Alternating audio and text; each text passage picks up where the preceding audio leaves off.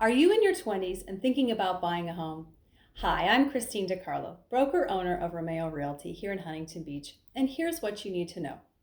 According to recent research from realtor.com, more than 70% of Gen Z plan to buy a home in the near future. And for many, that future is quickly approaching, with 43% planning to buy a home in the next 5 years and 45% actively saving for their home purchase. But buying a home is a major investment. And if you're considering making that kind of investment in your 20s, there are certain things that you need to know.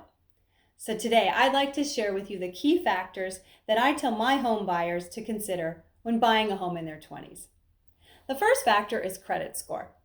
People in their 20s tend to have a lower average credit score than other age groups. And according to Experian.com, people between the ages of 23 and 29 have a credit score average of 660, while people between the ages of 50 and 59 have an average credit score of 703. Now, a lower credit score can translate to a higher interest rate on a traditional mortgage. So it's important that you spend time and effort on raising your credit score as much as possible to ensure that you get the most competitive rates. The second factor to consider is your down payment. Now, before you buy a home, you need to build your savings. But how much do you really need to save? While you don't necessarily need a full 20% of the purchase price, you do want to have some money stashed away to help cover your down payment, your appraisal, the home inspector, and other closing costs. You should try to aim for 5 to 10% of the home's purchase price. A third factor, and probably the most important to consider, are your future plans. Your 20s can be a time of change and transition, but if you expect a lot of change and transition in your near future, buying a house may not be the best move.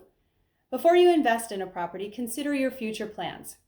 Where do you see yourself in 1 year, 3 years, 5 years, or even 10 years? If it's not in your current city or in the home you're considering, you may want to think twice before putting in an offer, or consider whether you would hold on to it as an investment and rent it out if you do move out of the area. So what does this mean for you? If you're a Gen Z or considering buying a home, it's important to know what factors to take into consideration. That way, when you do invest in a property, you can rest easy knowing that it's the right decision for your budget, your life, and your future. And if you have questions or would like to chat about buying a home, reach out and leave me a message in the comments. For more resources to assist you with making the best decision for you, click the link below to receive my free guide, Buy versus Rent. That'll help you determine if owning a home makes more sense than renting for you right now. And for more videos like this one, click subscribe.